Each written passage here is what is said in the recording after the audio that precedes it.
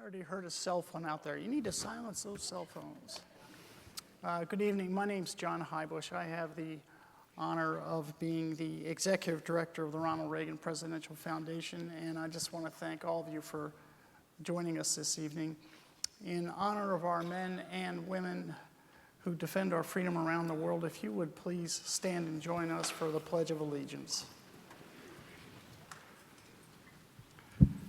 I pledge allegiance to the flag of the United States of America and to the republic for which it stands, one nation, under God, indivisible, with liberty and justice for all.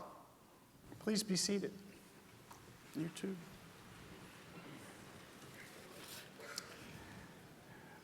Before we get started, there's a few in the audience I'd like to recognize this evening. The mayor of Thousand Oaks, Claudia De La Pena. Claudia, thanks for coming. KCLU Advisory Board Chair, Gordon Morrell. Gordon.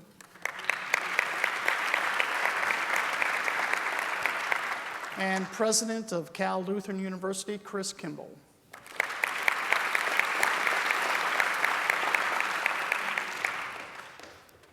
I was told that our panel discussion and the Q&A from you in the audience tonight will be less than 7 hours, so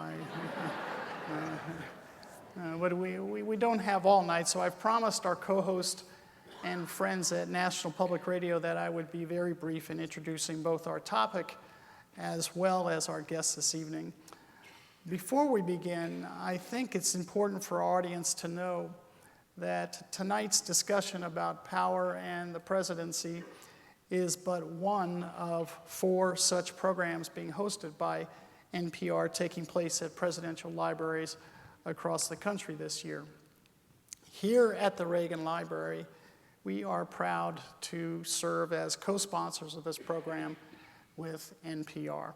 We have no doubt that President Reagan will, during the course of these events, including tonight, serve as the shining example of how a United States president can successfully navigate every minute of his time in office with perfection, enough to make even the most cynical of NPR reporters gush, weighing with admiration and awe. I'm ready to go. All right. Actually, we are still within the confines of the first 100 days of the Trump presidency. I've no doubt our experts this evening, while interested in the Reagan presidency, will very likely spend a good deal of time discussing the president who, like Ronald Reagan, has promised to make America great again. With us to do that are 4 individuals with backgrounds that have clearly established them as authorities on presidents past and present. To begin with, we have Wade Goodwin, an NPR national desk correspondent who covers Texas and, as NPR puts it, its surrounding states. Yeah. I have listened to Wade on NPR for years, and while I know he reports out of Texas, I have always had the impression that the surrounding states he covers are the other 49. I say that in part also because Wade often gets assignments with real national impact, covering stories from the Branch Davidians in Waco to the bombing of the federal building in Oklahoma City and the trial of Tim McVeigh, to the Olympic Games in Atlanta and the Columbine High School shootings in Littleton, Colorado. His reporting is absolutely first-rate, and we are fortunate to have him here this evening. Peter Robinson, undoubtedly one of the most well-known research fellows ever at the Hoover Institute.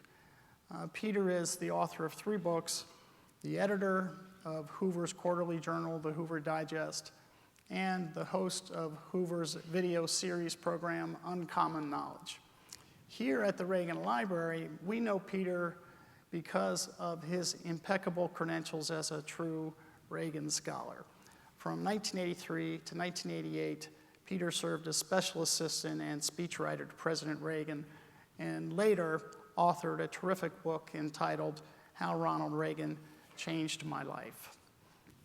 Craig Shirley. Well, talk about Reagan scholars. Craig has spent almost his entire professional career writing world-class books on the subject of Ronald Reagan. He has written 4 bestsellers on the Gipper that cover his 1976 and 1980 presidential campaigns, his newest book called Reagan Rising that covers the pivotal years between 1976 and 1980, and finally, Last Act, a book like no other that covers the final years and the emerging legacy of President Reagan. Craig is also the founder of Shirley and Bannister Public Affairs, one of the most influential public relations firms in Washington, D.C. Finally, while I believe Wade will be moderating the panel session this evening, we also have with us from KCLU, NPR's local affiliate, a real talent, well known in both Los Angeles and Ventura County. That's Lance Orozco. Lance will be moderating the Q&A with you in the audience in the back half of the program. And Lance has been the news director at KCLU since 2001. And in that time, I had to look to see if this was a typo, and it is not. Has won more than 200 journalism awards for his coverage of some of the most important news events in the region, including the funeral of President Reagan in 2004. At the Reagan Library, we know Lance's solid work very well, and it's always a pleasure to have him here. So with those important introductions complete, please allow me to gracefully step out of the way for Lance to come forward and say a few words. Lance.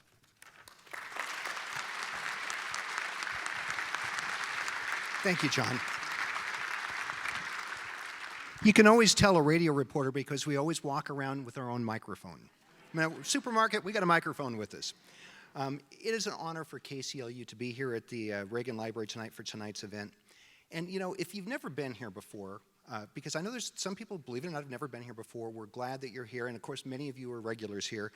But President Reagan and his wife Nancy, they dedicated this place. They wanted it to be more than a museum, but a living, breathing place where people could come and talk about democracy, have discussions just like we're having tonight. So this is the perfect setting for this discussion that we are going to be having tonight, and we want you to be a part of it. Let me take a second just to tell you a little bit about KCLU, because again, some of you regular listeners, some of you, maybe this is the first time you're hearing about KCLU. We're the NPR station in Ventura County. We're based just a couple of miles away from here. We're in Thousand Oaks, but our signal goes from Simi Valley and the Calabasas area all the way up to San Luis Obispo. We've grown over the years. We've been on the air for 22 years, and we have about 110,000 listeners up and down the coast, and we're the most listened to news station in Ventura and Santa Barbara counties. A big part of that is our local coverage. We're covering things, whether it's the Simi Valley City Council or the Thousand Oaks City Council, to the big brush fires we've had. We're a local community radio station. We're proud to be here serving this region. So let me tell you a little bit about what's going to happen tonight. This event is going to be taped, as we've mentioned. It's going to be taped. You're going to hear it next Thursday night on KCLU. It'll be on the air at 7 o'clock. Now, portions of this are going to be excerpted, and they're going to be on nationally next week on different NPR shows, on a couple of different NPR shows. So if you step up during the question and answer session and you want to talk to us, just know that you're going to be on the radio, and you could be on the radio nationally.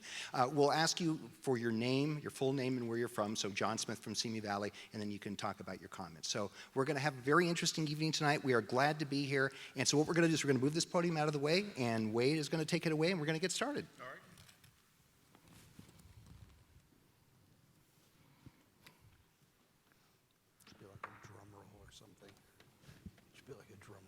I know. Good evening. Welcome to the Ronald Reagan Library and Museum and our national conversation, A Nation Engaged. I'm Wade Goodwin. As you already know, I'm a reporter with National Public Radio. You can tell that because I'm the one on stage who's not wearing a tie. Reporters aren't allowed to wear ties. I don't know why. Our theme tonight is power in the presidency. And we're taking a look at the Reagan presidency, the Trump presidency, the first 100 days. We want to talk about Trump's first 100 days from the vantage point of the past, I think. Talk about other presidents who've changed the office of the nation. And that's why we're here tonight. So why don't we get started? I thought it might help to talk a little bit about the man Ronald Reagan, the way he saw the world, and how that affected his approach to the office of the president. Well, I guess the place to start is in Illinois, where his upbringing was very, very important to him. His formative years. He and his brother Moon Neil never called their parents by their mom and dad. They always called them by their first name. They had a very, very comfortable relationship with their parents. At an early age, the boys were given a choice which religion they could follow, and their mother was, of course, active in the Disciples of Christ, and Jack was Roman Catholic. Neil chose to go follow his father in the Roman Catholic Church. Ronald Reagan chose to follow his mother in the Disciples of Christ. But what's interesting about Reagan is that even though he followed his mother in a Protestant faith, he still grew up in a what I would call a parish perspective, Catholic perspective, and reporters noticed it in 1980. Why they didn't notice it before, I don't know. But he didn't use the Protestants' singular I, me, and my, but instead he spoke like a Catholic, we, us, and ours, which was unusual for a Republican at the time. And as a matter of fact, a lot of journalists noted that he spoke more like John Kennedy in using the plurals, we, us, and ours, rather than the singular. So Reagan always had a perspective that was of community.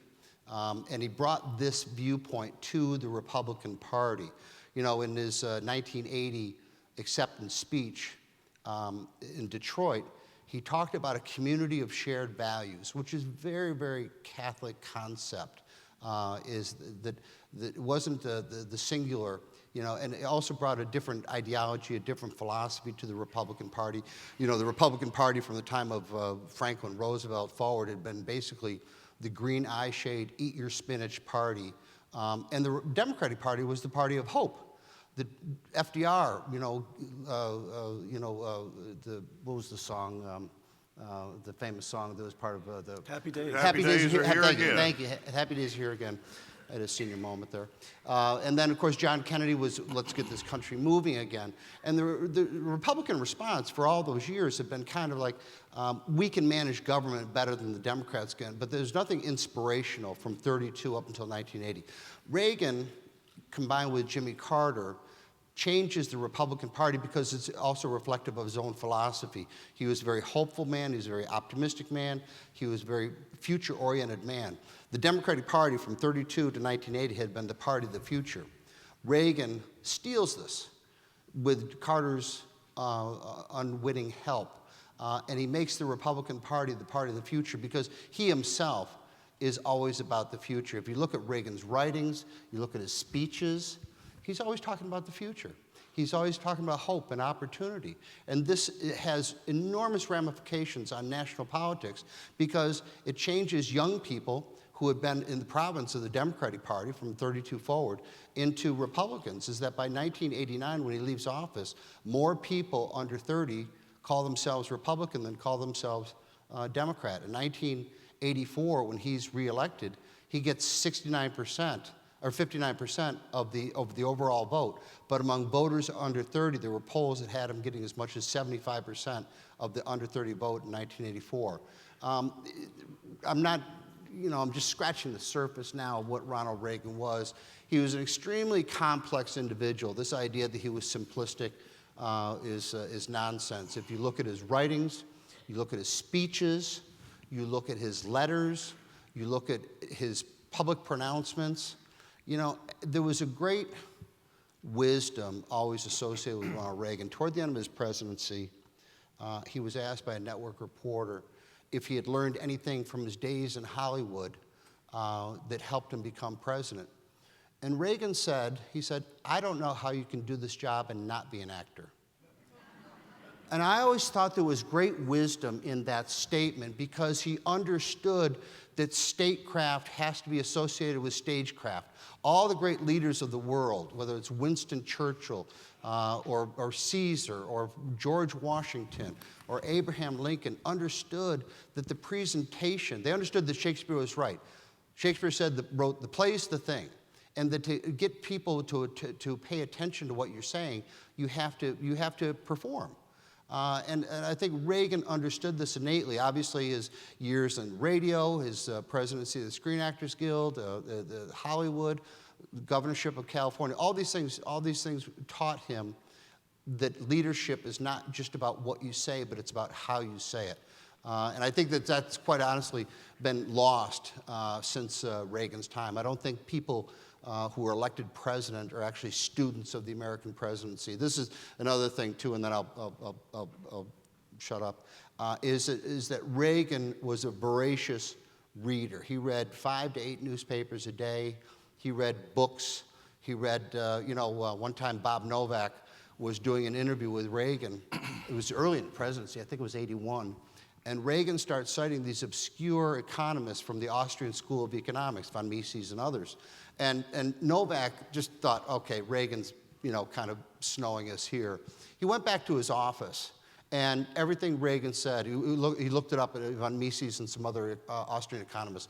Everything Reagan said was perfectly accurate, was detailed, and he came away impressed more so in that interview, I think, with Reagan than any other interview I ever had, because Reagan showed a grasp and a depth of a complex issue that Novak and a lot of other Washington reporters didn't think Reagan had.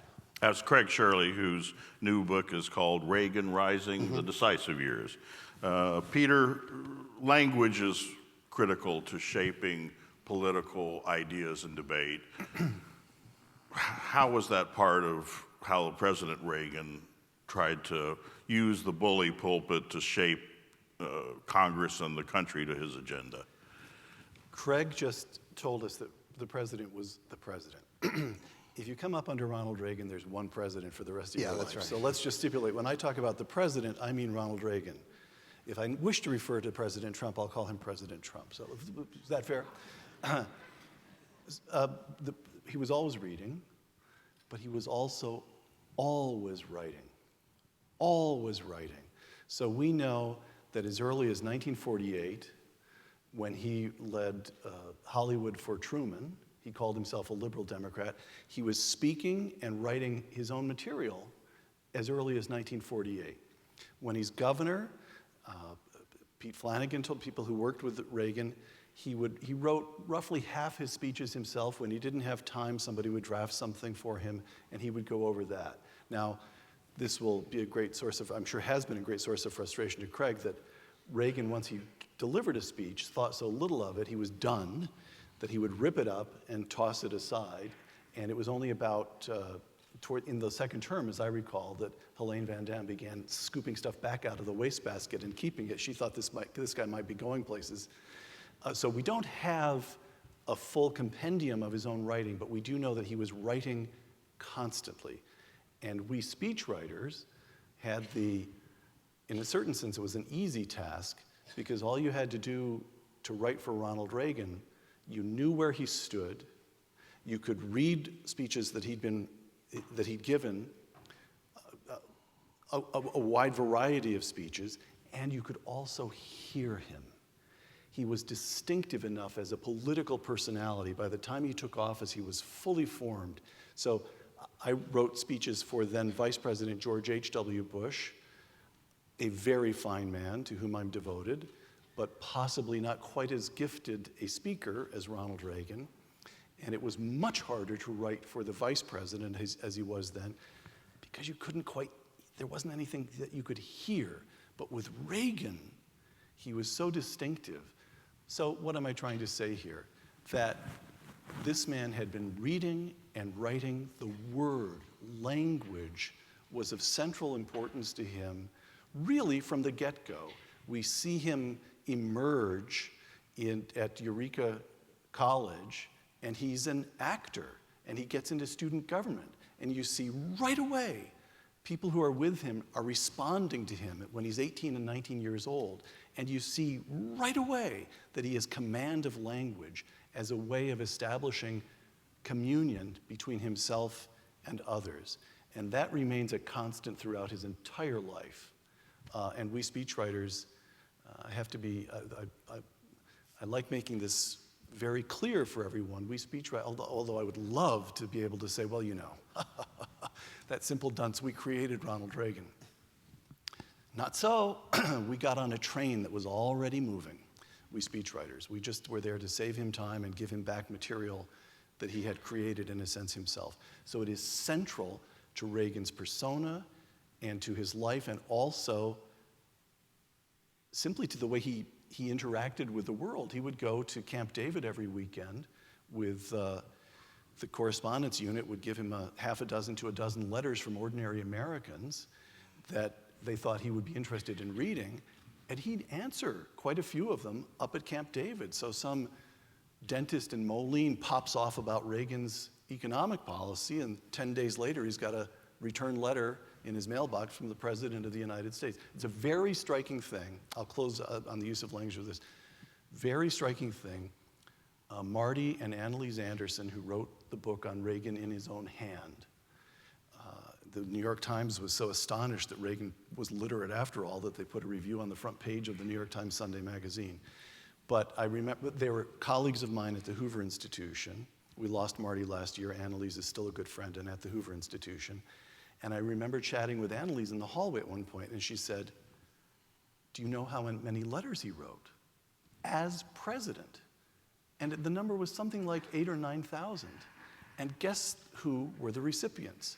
World leaders, Hollywood actors. The huge bulk of those letters were to ordinary Americans. He is thinking, his mind, his entire being is shaped by ordinary American life. He never stopped thinking of himself as an ordinary American. We've watched the Is that first. all fair? I'm checking with Greg. No, I agree. I Okay. agree. All right. And I want to ask both you gentlemen this question. We watched the first 100 days of President Trump. As you've seen it play out, how does it compare to and contrast to the style of President Reagan and the substance? Ronald Reagan never said my military. And you're making a joke, but you're really not making a joke, No, right? he didn't. He would never say, my White House or my cabinet. He would say this White House or your White House or your government. He didn't. It was vastly different. I think. And what do you think that means? Well, let me just cover myself first and tell you the similarities between Donald Trump and Ronald Reagan. Then I'll get into the differences. Is both of them are anti-establishment. But Reagan was always anti-establishment.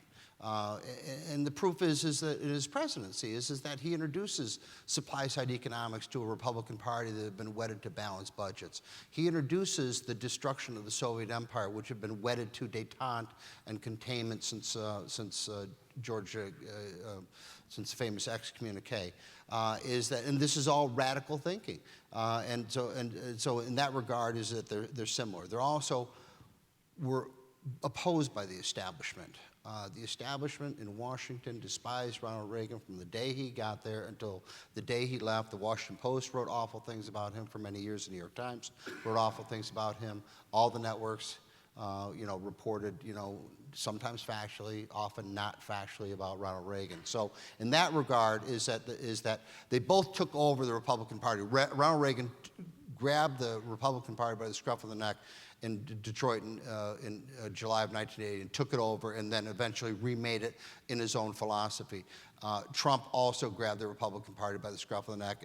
He hasn't yet remade it. I think there's obviously a schism right now between what some people would call Trumpism and others would call, actually there's probably 2 or 3 schisms right now. There's also the establishment wing of the Republican Party, there's the Reaganite wing, and then there's the followers of Donald Trump.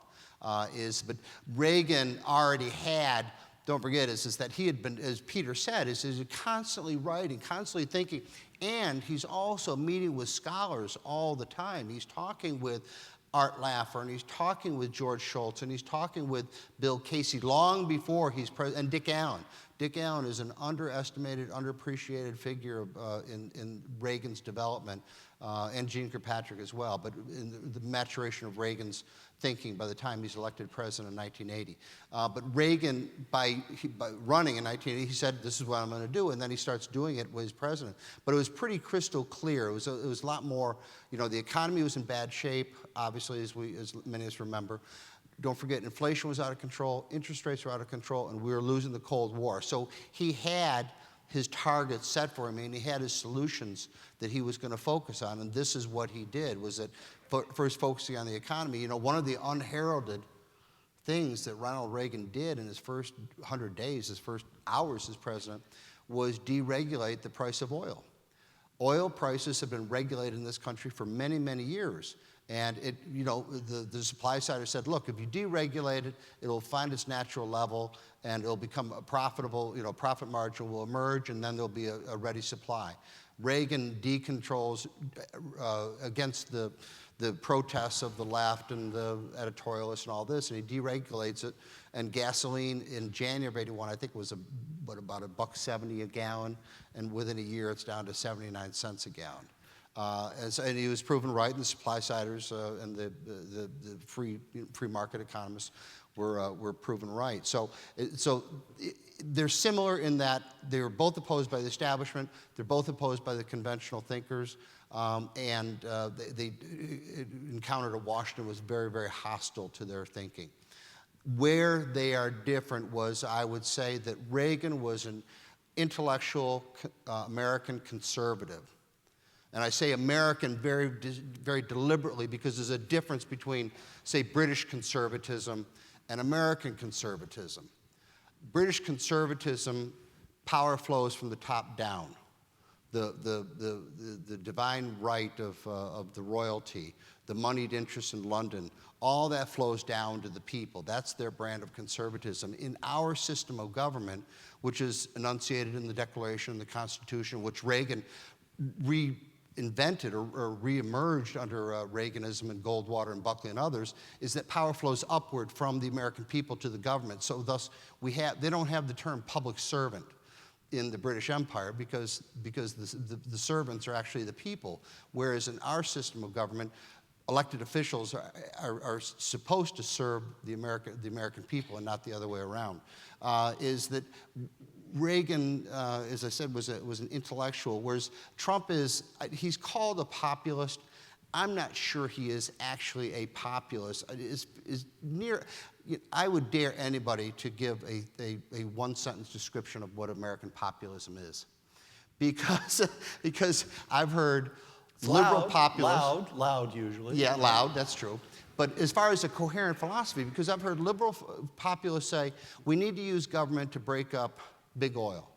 And I've heard conservative populists say, we need to use big government to break up big education.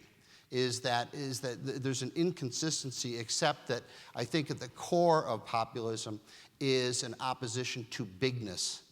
Big government, big labor, big corporations, because any bigness is a threat to individual rights and freedom and privacy, and it ultimately leads to corruption. So I would say that that's really, but Trump hasn't really exhibited that in his campaign or in the presidency. Don't forget, he supported Kelo, which was, corporate, being taken over private property. He supported the bank bailout.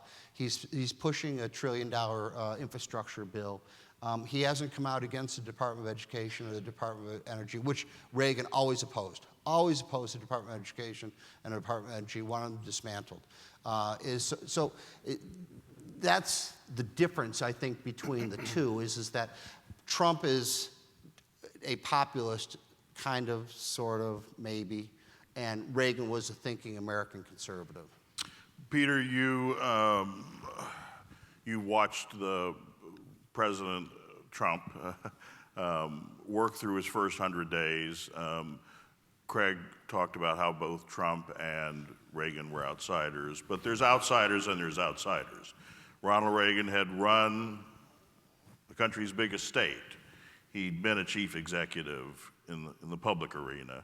He had a sense of what it was like to work with politicians from the opposition party and what it was like to work with politicians inside your own party, all of which is new territory for the current president. Talk to me about how you were seeing President Trump's first 100 days versus President Reagan's style and substance. Very briefly, where they're similar. I say very briefly because Craig, shall we just stipulate that I agree with everything Craig has ever said or written? Likewise. So I'm not going to take So time far. to disagree, but So far. but I may amend or add to some. So Reagan always remains a man of central Illinois in some basic way. And so he's, even in the White House, he spends his time writing letters, not to the great ones of the earth, but to ordinary people. Donald Trump, and this does get to the first 100 days, Donald Trump grew up in quite a wealthy pocket of Queens, but it was still Queens. And he rides his bike out of that wealthy neighborhood when he's a kid, and it's Queens, small houses, immigrants of every kind. Middle class. Middle class or Working not class. or working class. Right. That's exactly right. And so there will be books to be written about this, I'm sure. But Trump somehow retains that stamp, and he had every chance to shed it. He went to an Ivy League institution. He was a rich man in Manhattan. I was talking to a reporter just 2 days ago who was covering Trump in the 80s and 90s. And Trump gave him carte blanche to follow him around. And there came one evening when it was the Metropolitan Museum's annual fundraising gala. And all the big money, all the swells, all the social grand dames were there. And Trump got dressed up. And they went in, and they didn't even sit down to dinner. Trump turned to this reporter and said, "I can't stand this. Let's go back to the apartment and watch the football game." So working class guys in Michigan, upper Midwest, vote for Ronald Reagan, the so-called Reagan Democrats. Now we're a couple of generations later, but the same kind of person looks at Donald Trump and says essentially the same thing. I'm not sure about the details, but that's my guy. That's my guy. And Trump understands that. Okay, the difference can be stated extremely briefly, I believe, between the first 100 days of Ronald Reagan and the first 100 days of Donald Trump. Ronald Reagan knew what he was doing. Donald Trump has no earthly idea.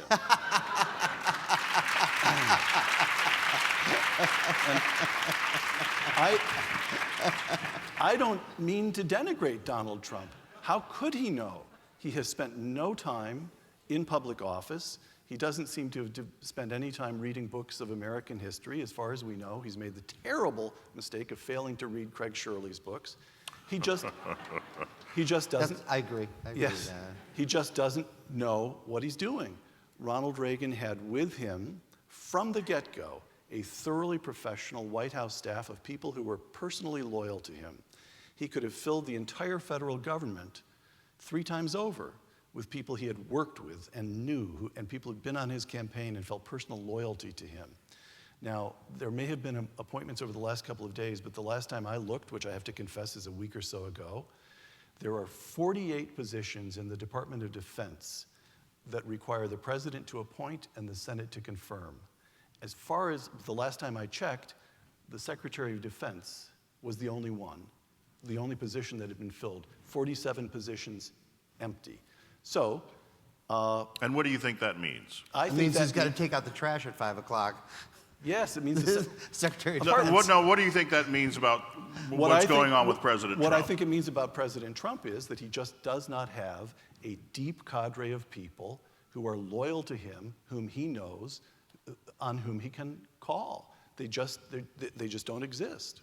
So I voted for Donald Trump in all kinds of ways. This is all going better than I expected. If you came up under Ronald Reagan as I did, there's a lot about Donald Trump that's just hard to look at. But at the same time, Neil Gorsuch is on the Supreme Court. I'm just laying out where I stand here so it doesn't sound as though I'm trying to be critical of Donald Trump. Gorsuch is on the Supreme Court. You're covering your right flank here? I'm covering my right flank. Okay, It's that's something good to that know. comes easily to me. We're talking about repealing Obamacare. We're talking about tax cuts. None of this would have happened if Hillary Clinton had won. And so, just for the record, although Donald Trump does not know what he's doing, I would still shake his hand and look him in the eye and say, thank you. You're listening to A Nation Engaged, presented by the Ronald Reagan Library and Museum in collaboration with NPR and KCLU Radio. I'm Wade Goodwin, NPR correspondent, here with a live audience, and with Craig Shirley, lecturer, historian, public affairs consultant, and Ronald Reagan biographer, and Peter Robinson, author, television host, and research fellow at the Hoover Institution. We are here with a live audience, and so I thought, rather than us drone on for, interminable lengths, that we'd go back and forth a little bit and ask if anyone here has any questions or thoughts about the presidential power, about presidential power, about Ronald Reagan and Donald Trump, or Barack Obama, or George Bush. Yes, so. Where you're from? So you are? Bill Musoff from Santa Clarita. My question has to do with the press and the, I don't want to get into the fake news stuff, but how would you say on the press on covering both the past administration and with Reagan, the Obama era, and so far the Trump era, on not just fairness, but really digging into things? Craig, you want to take a shot? Yeah, when the framers and the founders were constructing the Constitution, and Mason had come up with, in part, the 10 Amendments, first 10 Amendments of the Constitution. The First Amendment is mostly about personal privileges, right? Religion, speech, association, petition to government. Is that oddly jammed in there is freedom of the press. Now, they hated, in 1787 and even before, they hated the broadsheets and the pamphleteers of the time. I mean, they despised them. But they saw the press as a valuable ally of the people against the government. And it worked for 200 years. It worked so badly that, John Adams had editors who displeased him imprisoned, and so did Abraham Lincoln. And every president, it's all history, always complained about the press. Franklin Roosevelt complained about the McCormick newspapers, Chicago Tribune. John Kennedy banned the New York Herald Tribune from the White House because he didn't like their Republican editorial policy. That was in an era when New York had, half dozen, 8 daily newspapers, something like that, besides the New York Times. And Reagan complained about the press, but the press was doing its job.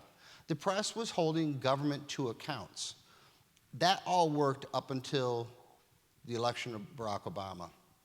And in many cases, the press, I would argue, became an ally of the government against the people in those 8 years. There are obviously exceptions, and I would always say thank God for the invention of the internet and alternative news, because otherwise is that there wouldn't be a natural opposition. There wouldn't be the fourth estate to naturally oppose a government. Is that, in a way, the press has reverted back to its original constitutional role by holding Donald Trump to accounts. The problem is it's all become so, my wife Zareen is here tonight, and we were talking about how so much media has now become simply personal. And it's all opinion and it's all gossip. You don't hear much in the way of factual opposition or factual accounting or factual reporting of the Trump administration. It's all about, did Sean Spicer have, salad, between his teeth during a press briefing or something like that. So we're in a dangerous part right now, I think, with the press. It'll reassert itself, I think, because of objectivity and freedom of the press and the free market and things like that. But I do say is that the press is, while it's in opposition to Trump, it's not it is personal, and it's not, I don't think they're completely doing their job. Craig said enemy of the American people. You agree that the American media has become the enemy of the American people? You want to put it to a vote? Well, here's the, no, I can't go quite that far because that's just too broad a brush, I think. I can't go quite that far. Here's, when I was being interviewed to be a speechwriter, David Gergen was then head of communications in the Reagan White House, and he had me in his office, and sitting in his office was a console television that Bob Haldeman had had constructed for himself when he was Nixon's chief of staff. And it was still useful to David Gergen. And there was one big tube here, and there were two smaller tubes here. And what that meant was that David Gergen could watch all 3 network broadcasts in the evening, and his job was done. He'd seen the news. And if NBC interested him more, he could switch NBC to the big screen, or CBS to the big screen, or ABC to the big screen. But that was what mattered. And when he came into his office in the morning, if he did a good job of looking over the New York Times and the Washington Post,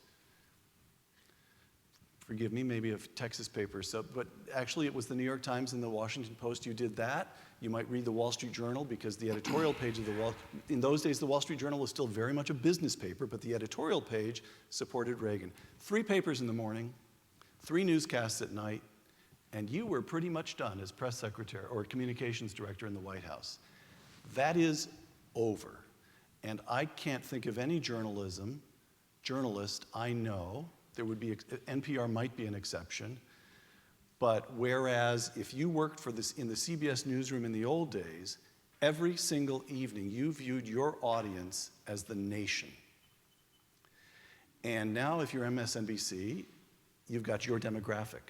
If you're Fox News, you've got your demographic. You know who it is regionally, you know by age, and you certainly know by politics. So that's gone. Nobody's aiming at the entire nation anymore. And we have, what we have is the remnants of the old era. The mainstream media are extremely hostile to Trump. We're very much pro-Obama.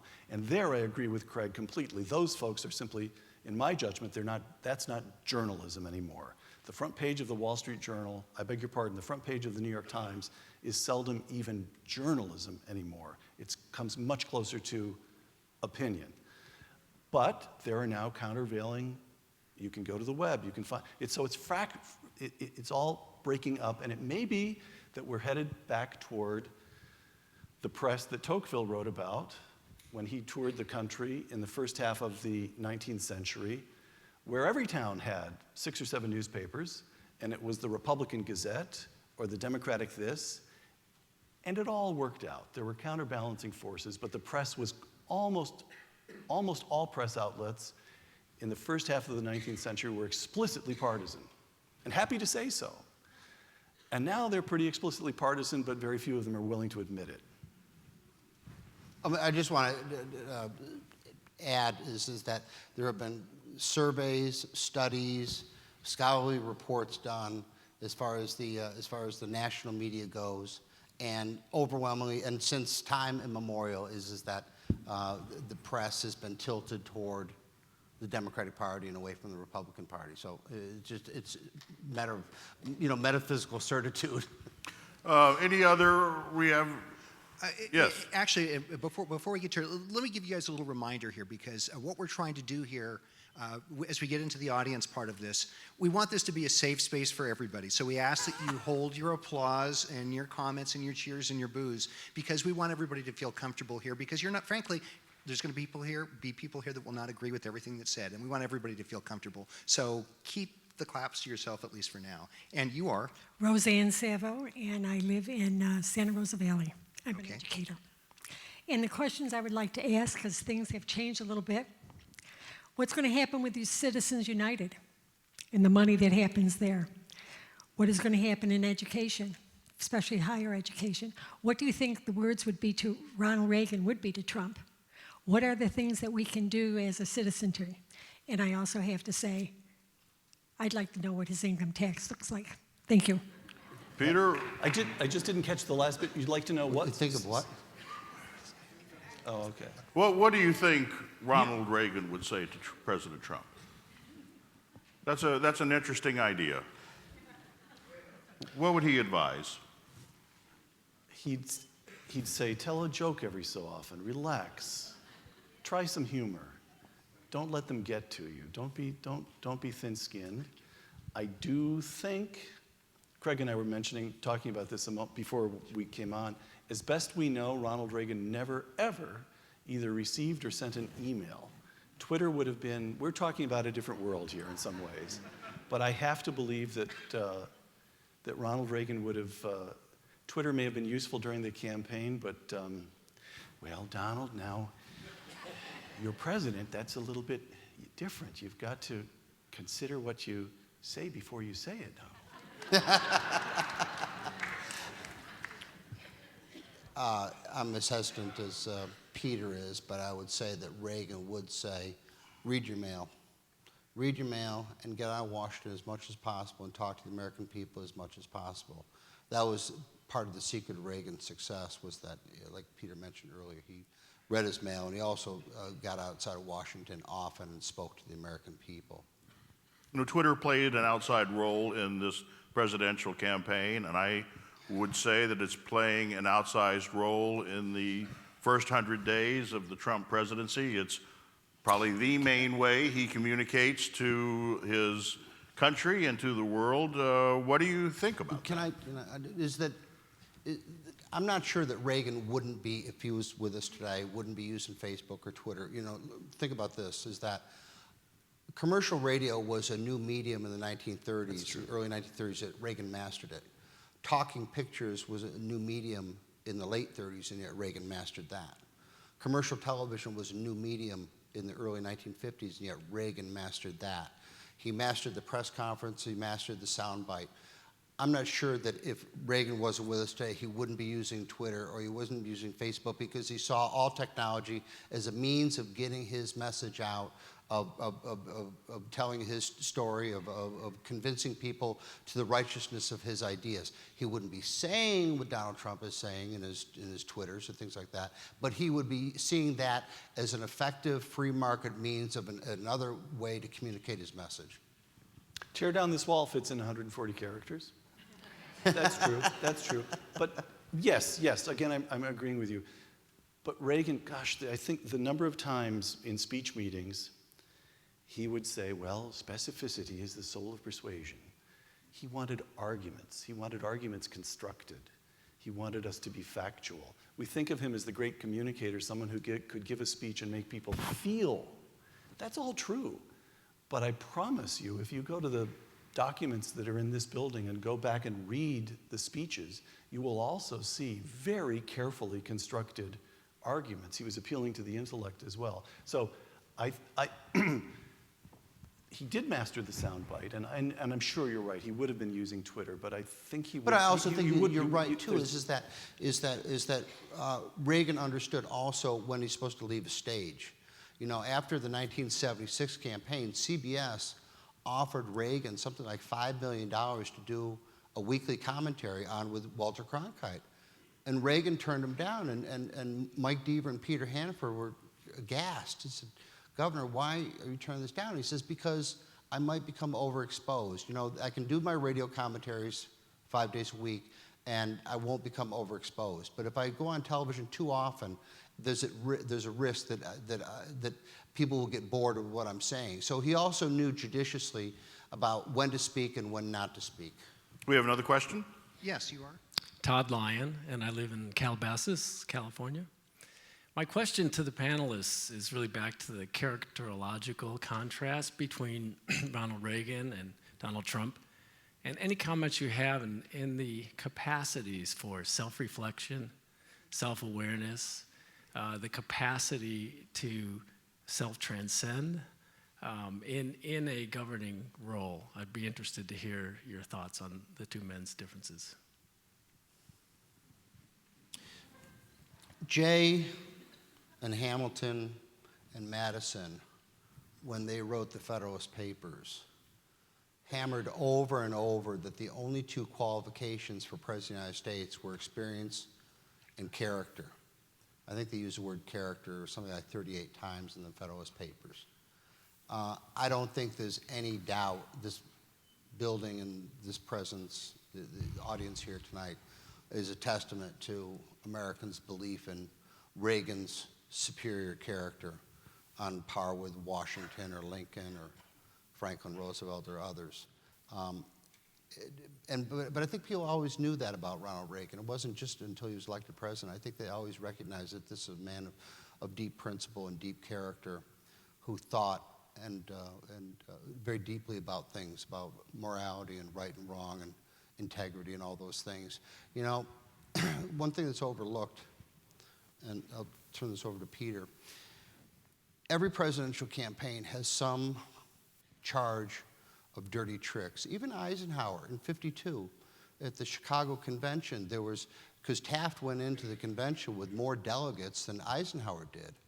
And then the Eisenhower forces and the party committee reassigned seating credentials in the Mississippi and Texas delegations and some other southern delegations to boot out the Taft delegates and give them to Eisenhower and help deliver the nomination to Ike.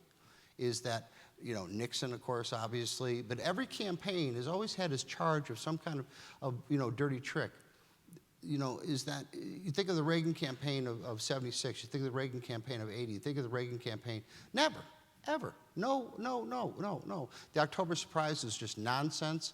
It was manufactured by the left. It was actually, started out originally, it was the charge was that Carter was holding the hostages back and going to release them at the end from Iran in order to, you know, win re-election with the gratitude of the American people. But and that's kind of evolved over the years in some kind of, you know, George Bush flew off to Paris to meet with the Ayatollah, which is kind of interesting. You know, how could a vice presidential nominee escape 100 reporters and fly off to Paris? You know, there's a lot of holes in that argument.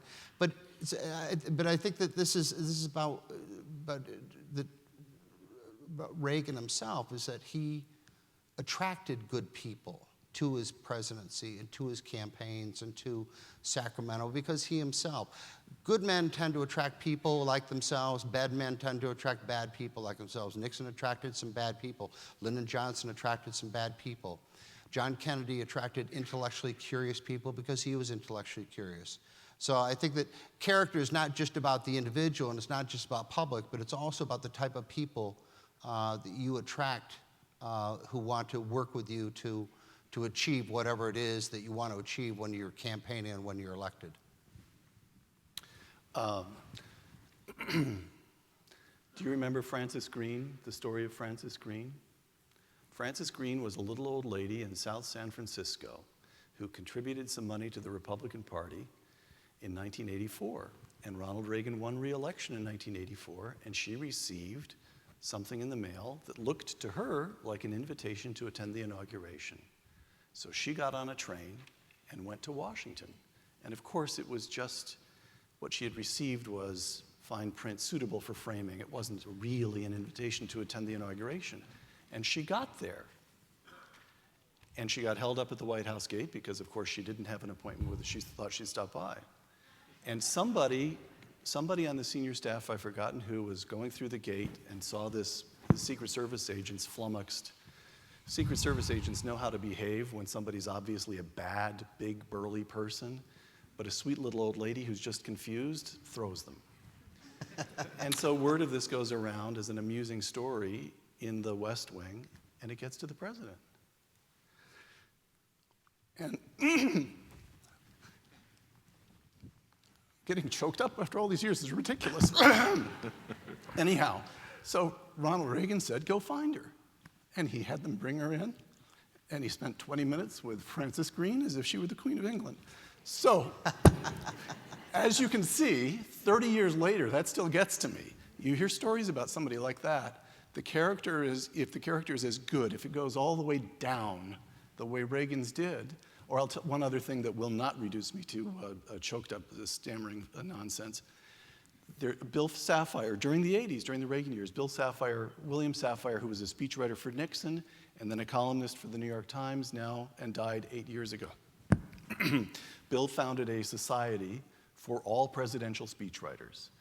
And we got together. It still exists, although it's dormant. We haven't gotten together lately. But for a long period of time, we get together every 18 months or so. And I discovered, to my surprise, we would sit at big round tables. And I discovered, to my surprise, that there were really two tables of writers who understood each other, even though their politics were completely different.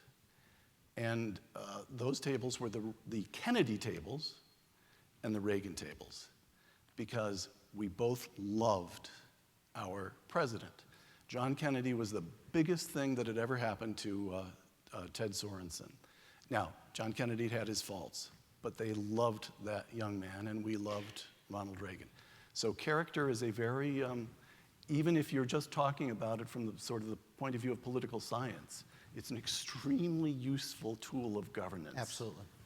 We have another question. You are? My name is Jason Fajardo. Everybody knows me as Paco here. I'm born and raised in Simi Valley. And we find ourselves talking a lot about executive orders and what roles they play and the limitations thereon.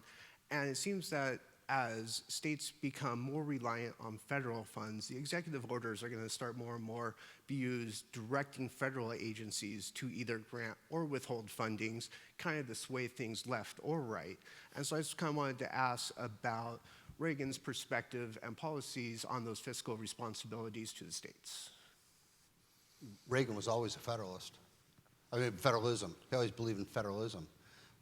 Is that Reagan understood the power, you know, the time in high school physics when I fell asleep, when I didn't fall asleep, I remember the professor saying power can neither be destroyed nor created, it can only be moved around. And that so Reagan understood that Washington had too much power and the states and localities didn't have enough power. The framers and founders intended for the states and localities to have the power, not the national government.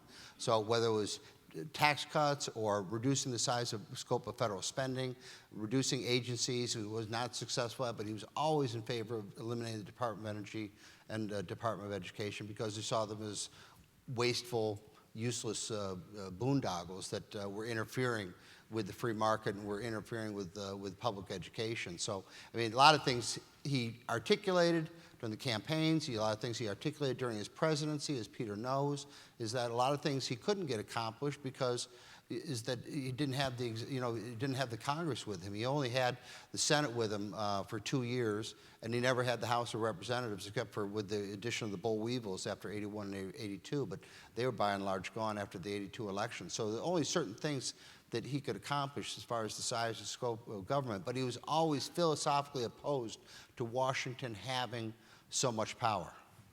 Let me interject. Let's talk a little bit about the tradition of the presidency, and let me ask about President Trump. In your view, we'll start with you, Peter. In your view, how has President Trump within that tradition? How has he been outside of that tradition? How is he like past presidents, and how is he unlike past presidents? He's unlike past presidents for reasons we've touched on. He's very much an outsider, and he has less experience of government, less knowledge about what to do as president than, I think it's fair to say, than any other man who's held the office. Here's what is interesting to me, and here's where he's falling more and more into the tradition. The Constitution of the United States is an amazingly persistent arrangement, document and arrangement. And although when he took office and the first few days there were lots of, on the left and in certain of the media outlets we've already talked about, there was the fear that he was going to be authoritarian and Mussolini and so on and so forth, he has found himself within the confines of the Constitution like every chief executive before him. He writes an executive order, the courts hold it up, and he complies with the courts. He works Congress on a piece of legislation that he cares about very much. Repealing Obamacare. Repealing Obamacare. And it doesn't go through, and he lets it pass. And now there's some word today, I caught a little piece of news that he wants to revisit health care, but he has discovered He's not an authoritarian. He's not a Mussolini. In fact, my concern about Donald Trump is that precisely because A, he doesn't know what he's doing, and B, he lacks a truly broad base of support, he'll prove too weak rather than too strong. But what's happening right when I say he doesn't know what he's doing, he's learning. This is a highly intelligent man, and what he keeps bumping into is the Constitution of the United States. The document endures, and he will be more in the tradition of presidents every day that passes. You agree? Yeah, I agree. I also, to take it even further, is that I think all of us missed the evidence of history, or most of us did, the evidence of history which produced the rise of Donald Trump. You know, there is a dialectic to American presidential history. Every generation or two, there's a populist uprising in this country who is, the centrality of their argument is anti-establishment, anti-status quo, anti-corruption. Started with Thomas Jefferson in 1800. He was elected, and he said he viewed his election as the Second American Revolution. He reversed the Sedition Acts. He freed newspaper editors that John Adams had imprisoned. He paid them restitution. Is Andrew Jackson. Now we've all gotten a second lesson in Andrew Jackson. You know, Andrew Jackson went 145 years before anybody thought he was worthy of writing a biography about, and then Arthur Schlesinger wrote a biography about him, and now everybody's all of a sudden knowledgeable about Andrew Jackson. But when he was elected, John Quincy Adams wrote it was the end of the American experiment. It was over. We know about him in the Bank of New York, and we know, or Bank of America. We know about him in his in various anti-establishment. As a matter of fact, in his campaign, the early form of tweets were the coffin pamphlets that were distributed in the United States, which they were called the coffin pamphlets, and they were anti-Andrew Jackson pamphlets that were distributed all over the United States. Abraham Lincoln is anti-establishment. Teddy Roosevelt is anti-establishment. Franklin Roosevelt is anti-establishment. Ronald Reagan is anti-establishment. So Trump falls loosely within that dialectic as running an outsider campaign whose centrality is anti-corruption, anti-status quo, and I think that is that we probably more of us should have seen it coming. Than a lot of us did. One of the ways that President Trump seems outside the presidential tradition is that presidents in the past have been circumscribed once they reach office by what is often described as the enormous power of the presidency, from doing things like personally attacking someone they're angry about. That has not been, President Trump has not felt so inhibited.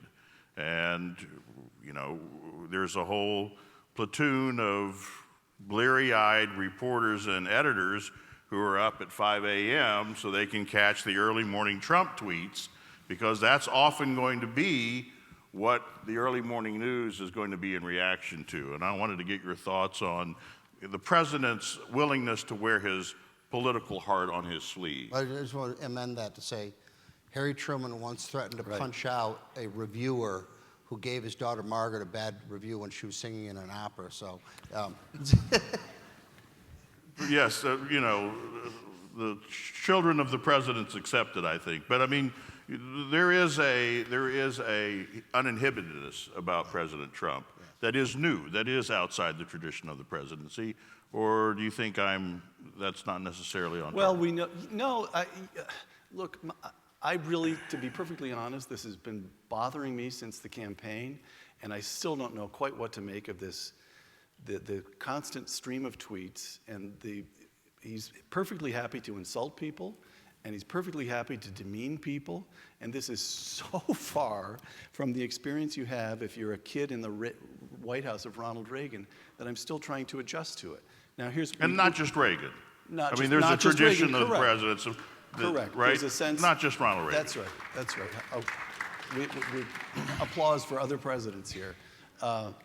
So, on the other hand, Trump is only saying what we know Trump is only tweeting what we know Lyndon Johnson said. yes. He's only tweeting what we said. Franklin Roosevelt was capable of popping off about his political opponents. On the other hand, so I don't know what to make of it. And what do you think the effect on the office of the presidency is in this new world that we're living in? Well, I think it diminishes its moral authority. You do. Yes. I think it's self-evident, is that whether it's his poll numbers or people who criticize him, I mean, there is, in the modern era, there always has been a majesty associated with the President of the United States. And in the modern era, probably with the advent of mass communication, because the President became more personal to us with the fireside chats. You know, people forget, John Kennedy used to hold weekly press conferences, and they were daytime. They were not in the evening, they were daytime. They were must-watch events, broadcast on all 2.5 networks in 1961. ABC was very small then. And so there was always something, and we've obviously had dips, you know, with Nixon, and Watergate, and Carter, and the Malays, and George, both Bushes actually. We've always had dips, but there was always a majesty, a respect, an authority, not royalty, certainly not royalty, but something that we held very special in our eyes of the American president, and I'm not sure you could say that about Donald Trump. You're listening to A Nation Engaged, presented by the Ronald Reagan Library and Museum in collaboration with NPR and KCLU. I'm Wade Goodwin, NPR national correspondent, here with a live audience, and with Peter M. Robinson, research fellow at the Hoover Institute and host of the Ricochet podcast, and Craig Shirley, lecturer, historian, public affairs consultant, and author of Reagan Rising, The Decisive Years. I thought we'd go back to the audience and get a few more questions. Out here in the right field bleachers, over here, Wade. Okay, there you go. And you are? My name is Xochitl Martinez, and I am from Ventura. My question is more focused on the recent DACA receiver, Juan Manuel Montes, that was recently deported, and the new judge, Gonzalo Carrier, that's been appointed that recently has like a history with Trump that has been on the receiving end of that negative media. What you think the results of this lawsuit would be, I guess, in the direction it's heading? Do you think it's going to set future precedents for future DREAMA or DACA students, and the relation between the recent deportations under the Trump administration and the deportations that happened under Reagan and the expanding police powers, and how that also affected the prison industrial complex, and how that can also cross over now into deportation centers? Gentlemen, let's talk about immigration and the presidency. With regard to the DACA person who's just been deported, I'm going to utter the 3 words you should never utter on radio or television. I don't know. No, I it's just perfectly I reasonable. just noticed that story, but I haven't gone into it in any depth. As best I can tell, on immigration, Donald Trump has done 2 things. He's issued a couple of executive orders. One got shot down by the courts. The other one, there's litigation, but he has attempted to trim it to the courts. So the executive order imposes a temporary ban on visits from people from 7 countries in the Middle East. That's item 1. And item 2, he's appointed an attorney general who's announced that he will enforce the laws that are already on the books. And that's it. And that's it. So for all this, now, the 3rd thing is apparently they are looking quite seriously, General Kelly, the Secretary Kelly of Homeland Security. There are contracts, or they're not at there's something, not a complete wall is going to be built. They've already announced it won't be a wall, but there's going to be some more enforcement at the border, and probably some extension of a physical barrier. So, Peter, are you saying that, as far as you're concerned, that this is much ado about nothing? There's been no change, or what are you saying? The point is that not that it's much ado about nothing, but that it's overblown, and that as the fundamental point, I think, that Trump is making on immigration is something I think that Ronald Reagan would have agreed with all these years later, which is that the writ of law extends to the border, that you do enforce the laws. Whatever else you want to say about immigration policy, you enforce the laws. He's right. This came up in the 1980 campaign in a debate in Texas between Ambassador Bush and Ronald Reagan. And Ronald Reagan said essentially what Peter said, because the issue was illegal immigrants in Texas. We've had issue of immigration is not a new issue. We've had it since 1787, even before. People forget that that after the American Revolution, there were a lot of Tory sympathizers in the United States, something like 50,000, who left the United States rather than living. They wanted to live under British rule. They didn't want to live under American Articles of Confederation at the time. But they went to Jamaica. They went back to England. Irish, had their problems. Is that after World War I, we put limitations on Japanese coming into the United States. We all know now about Eisenhower and his solution to Mexican illegal immigration. Simpson-Mazzoli, which was passed and signed into law by Reagan in 1986, I think is very, very misunderstood and has been. It's always thrown up in the face of conservatives. It said, well, Reagan signed Simpson-Mazzoli. Yes, he signed Simpson-Mazzoli, but... Which did what? Well, what it did was it allowed about 500,000 illegal aliens to stay in the United States, but... Legally. But it was, everything Reagan did in his presidency, and Peter will back me up, has to be judged in the shadow of the Cold War. Reagan was not about, in 1986, he's got the bully pulpit. He's actually winning the international argument against collectivism.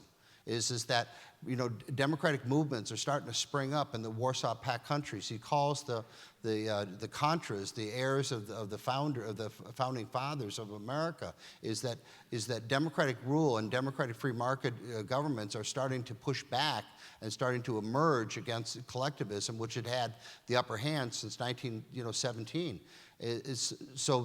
But Reagan was not about to hand Gorbachev a huge public relations bonanza by forcibly evicting 500,000 illegals who, by the way, were not just from Mexico. They had fled Cuba and communism there. They had fled Nicaragua and communism there. They'd fled the unstableness that was brought about by communist revolutionaries in El Salvador. So a lot of them were coming here not just for economic freedom, but for personal freedom as well.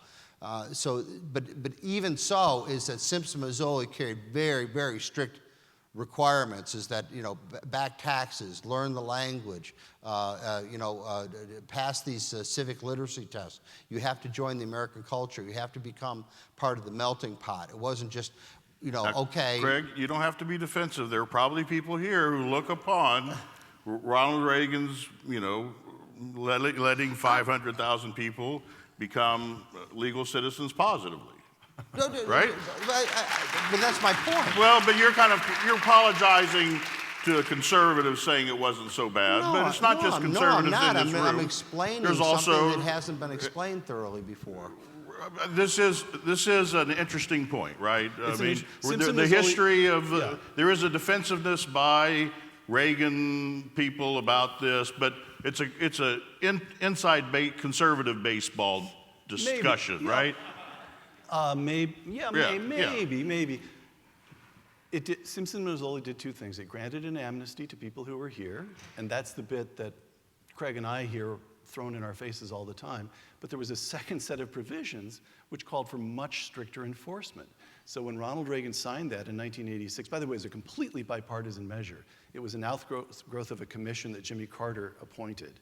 Reagan signs it in 1986, and he has every reason to suppose this is done. We've solved a large immigration problem. And of course, in the 3 decades since, governments, administrations of both parties have failed to enforce the law. I believe that after 3 decades, Ronald Reagan would have said, no, that's not right. However, important point. I want to say this because I was talking about Reagan, and I believe he'd say you have to enforce the law.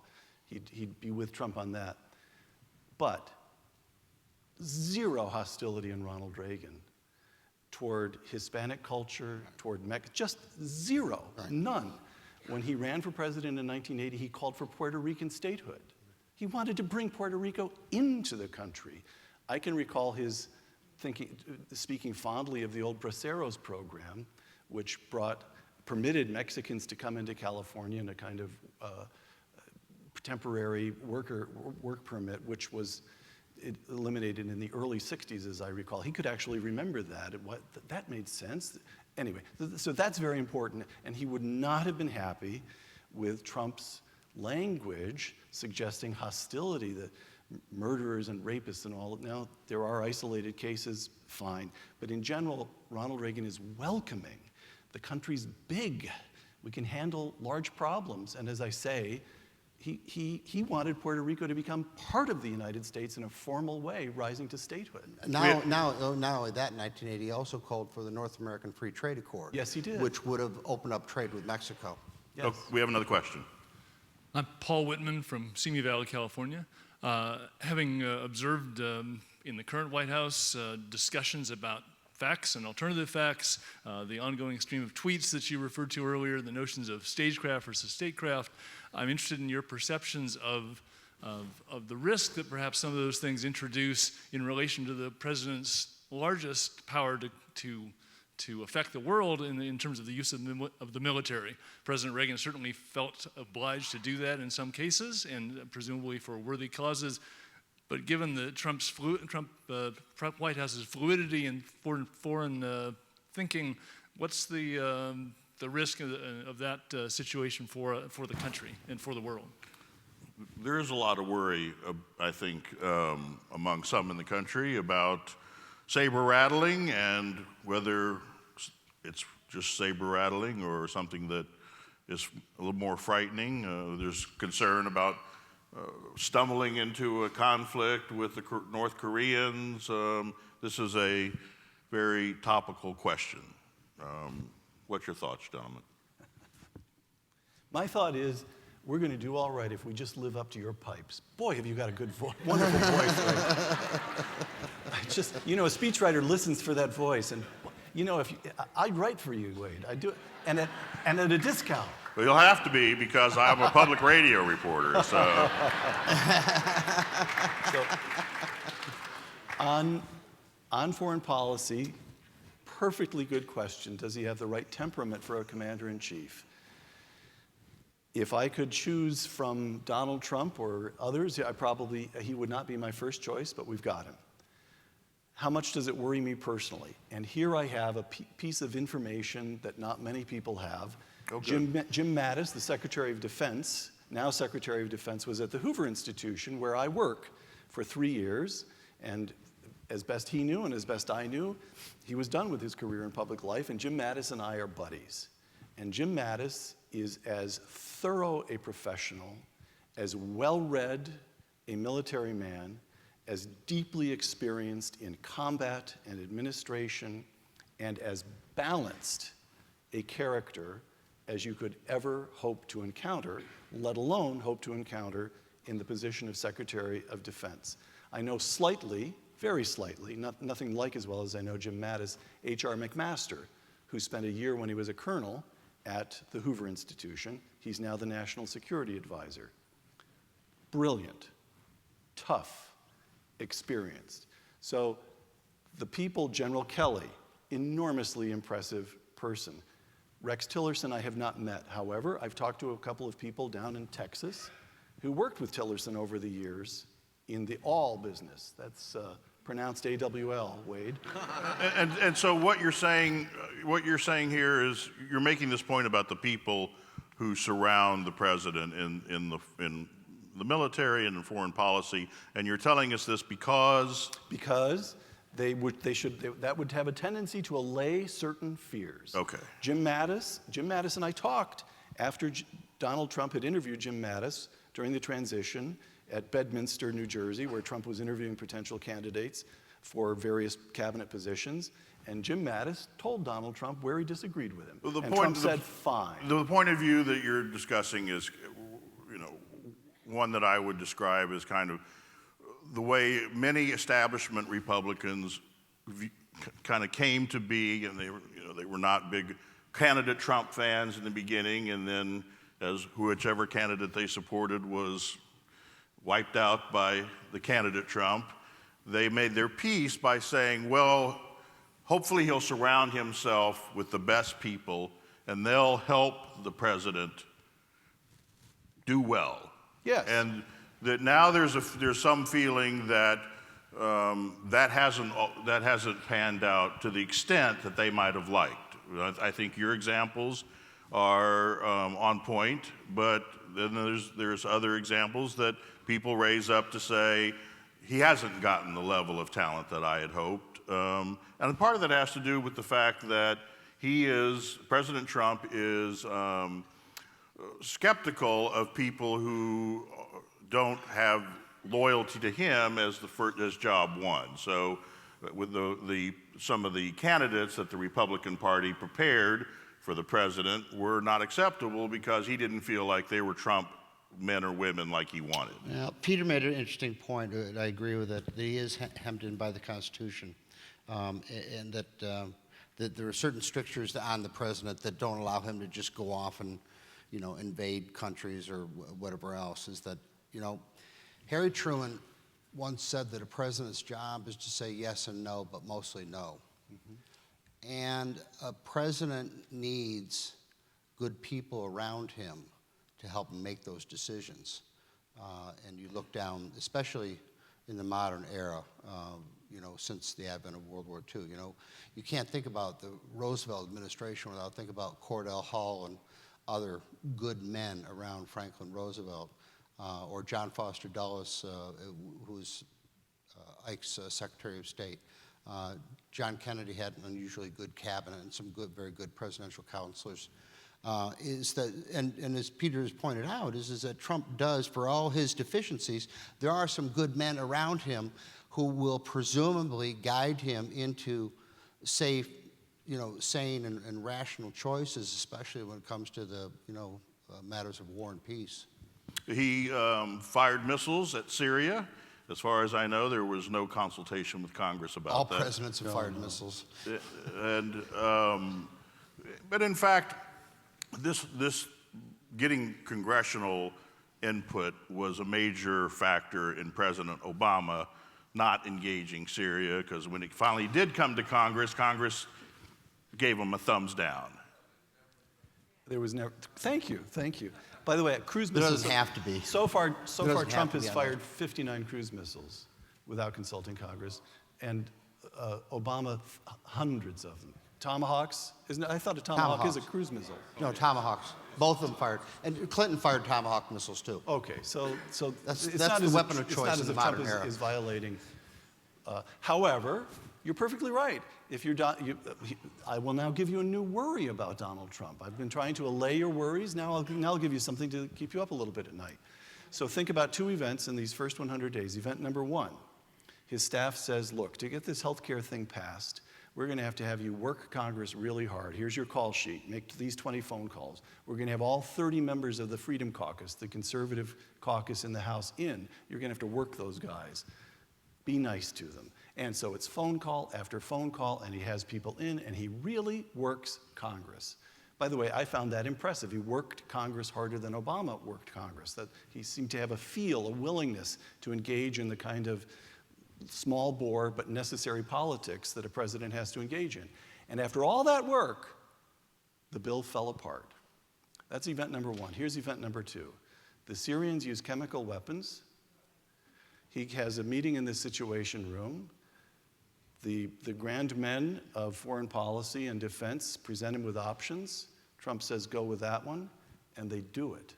And the total elapsed time is 63 hours from the use of chemical weapons in Syria to the firing of the Tomahawks, the 59 Tomahawks. Now, I myself consider that a remarkable and salutary development, because all the world knows that there is now a president of the United States who is willing to take action. On the other hand, if you were Donald Trump, it would be understandable if you were saying, dealing with Congress is kind of difficult and troublesome and unsuccessful, but this foreign policy stuff is fun. All presidents. And you were speaking of the inhibiting factors of the Constitution. Do you feel that all of those factors were in play with the... What the Tomahawks was constitutionally appropriate. What the difficulty... So a president it could seem like magic. you can take action in foreign policy. But if you do that, first couple of times you do that, the country will rally to you, the tendency that's sort of historically borne out. You do that a dozen times without consulting with Congress, without explaining to the American people, and you fail to bring the American people with you, and you are in trouble. So these constitutional constraints, that's a product of the modern era too. FDR obviously asked Congress for a declaration of war against the Empire of Japan, and then several days later against Germany and Italy. But he didn't ask congressional approval for the Battle of the Bulge or for D-Day or whatever. And well, he didn't have to ask for approval for each battle of the World War II, right? That's my point. Is that presidents can take unilateral action without getting congressional approval. I'm not understanding. He'd gotten congressional approval. No, but presidents can take, whether it was Obama bombing various sites or invading various countries in the Middle East, or Bush or Reagan taking military action, is that they don't necessarily always need congressional approval. You feel like what happened was within the Constitution, the It Trump's is now, actions? yeah, sure. We have, yes. Yes, you are. Okay. Rocco Talese from Saugus, California.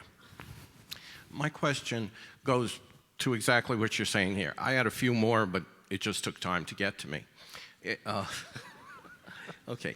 We're talking about within the Constitution. Executive orders are within the Constitution, correct? These short things like the 59 Tomahawk missiles, the Moab, these are things that happen really quick. Those are limited engagements, if you want to call it that. Right. Those are purely within the Constitution. And that's where we have a problem. Trump is, I believe, see if I'm gauging this right, I think he's better at running a company because he can come out and say, hey, you're not performing. Get out of here. I want somebody new. Here, where somebody's not performing, he's got to go to Congress.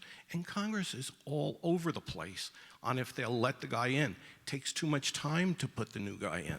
Can you guys speak to this as the drag he has in him, in the system put in, because he can't operate as he's used to operating. When he runs a company, it's like, you haven't really done your job, dude. Get out of here. And that's, now you realize the terminology. Right, you're basically saying you're fired. You're fired. After he did the TV show. Yeah, you're fired. And he talks like a normal person. And that's what we wanted. That's what we elected. We wanted somebody, you said, works within the Constitution. Of course. I've got the second, a printout of the third, what is it? The third, Article 3 of the Constitution, which gives you the presidential, which gives you executive branch powers. I study that, I look at it. So what I'm trying to say is, that's all we want. We want somebody that works within the Constitution, but gets stuff done. And Congress is not letting him. Gentlemen, let me ask you a question. Is President Trump's style good for the presidency? Is it good for democracy? Two different questions. What about the President Trump style? Is it good for the presidency? Is it good for democracy? Too early to say. I'm honestly too early to say. The virtue of the tweets is that it makes him seem like an ordinary guy who gets angry and irate and just is a person that millions of Americans can relate to. Got it. Congress is hard. Congress is hard in part because Congress has changed. We don't have the parties are now polarized ideologically. Democrats are all liberal. There used to be conservative Democrats. Republicans are all conservative. There used to be liberal Republicans. You could work across aisles more easily 30 years ago. And furthermore, the committee structure and seniority has broken down. It's just harder to deal with Congress.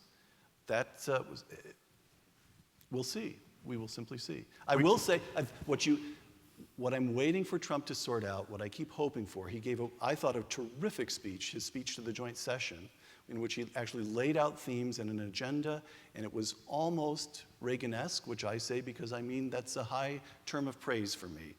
But with Ronald Reagan, everybody in that town knew what he wanted to do. You need clarity, and you need the ability to move people, because precisely as Rocco pointed out, it's not a business. It's hard firing people in the federal government, and you can't fire any member of Congress. You've got to work with them whether you like it or not. You also can't give them bonuses. We got one last question. No pressure here, but the last question. Okay. My name is Rosanna Guerra, and I'm from Thousand Oaks, California. Much has been written about the relationship between Tip O'Neill and President Reagan. What kind of advice do you think Tip O'Neill and President Reagan would give Trump regarding how to get past the partisanship in Congress and get things done? I've written extensively about this. All that stuff you heard from Chris Matthews about Tip O'Neill and Reagan double dating or being frat brothers or having a beer together, it's all nonsense. Is that Tip O'Neill devoted in his autobiography, Man of the House, he devoted a chapter to utterly, completely trashing Ronald Reagan, said he was unfit, he was the dumbest man elected president, he called Nancy Reagan the Queen of Beverly Hills. He had no regard whatsoever for Reagan, politically or otherwise. Reagan, they only worked together really once, and that was on Tefra in 1981. And Reagan was angry after it because he broke his pledge. He raised taxes, but Tip O'Neill told him, said, look, you go along with this, and then we'll cut spending. For every dollar in tax increases, we'll cut spending by $3. The tax increases went through. The spending cuts never went through. Reagan never did another deal except for Social Security with Tip O'Neill. The '86 Tax Reform Act was not done with Tip O'Neill because O'Neill was getting ready to leave Congress. He was on his way out. It was done with Dan Rostenkowski, who was then chairman of the House Ways and Means Committee. So if you want to look for an example of bipartisan cooperation, look to Bill Clinton and Newt Gingrich in the 104th Congress. That is where you got a lot of bipartisan cooperation between a Democratic president and a Republican Speaker of the House. That's a far better example than O'Neill and Reagan. Peter, Craig says Reagan as bipartisan man is bunk. What's your take? Reagan and Tip O'Neill as sweethearts is bunk. That has been way, I way didn't say overdone. that No. Reagan wasn't bipartisan. Reagan was bipartisan when he needed to be. He wasn't bipartisan with Tip O'Neill. That's all myth. All right, but then you said if you wanted to look, don't look at Reagan, look at Clinton. I said and don't Newt, look right. at Reagan and O'Neill. Okay, fine. Peter, anything? He's a Texan and a reporter, Craig. All this is to be expected from him. Peter, anything you want to add to? Yes. Here's my final point. Reagan would work Congress. He would work inside the Beltway when the staff suggested it. He was very happy to make phone calls and to entertain members of Congress at the White House. But always, always, always, Reagan's principal political effort was in the country at large. This is why the speeches were so important to him. This is why it was so important to read his mail. This is why it was so important to get out of Washington. 1986, tax reform, I can remember Senator Kastenbaum was opposed to it. Reagan went to his state of Wisconsin and spent a day giving a big speech in Milwaukee and a big speech in Oshkosh. I remember Oshkosh because I wrote that speech. And 4 or 5 days later, Kasten swung into line and supported the 1986 reform. Reagan is bipartisan in the country. He is always inviting Democrats, come with us. He is always saying, I didn't leave the Democratic Party left me, as it has left many of you. Washington is hard and fractious and difficult, and it was in those days too, though we may not wish to remember it. But Reagan was bipartisan in the country. You've been listening to A Nation Engaged, presented by the Ronald Reagan Library Museum in collaboration with NPR and KCLU. I'd like to thank my panelists, Craig Shirley and Peter Robinson. I'm Wade Goodwin. Thanks, everybody, and good night.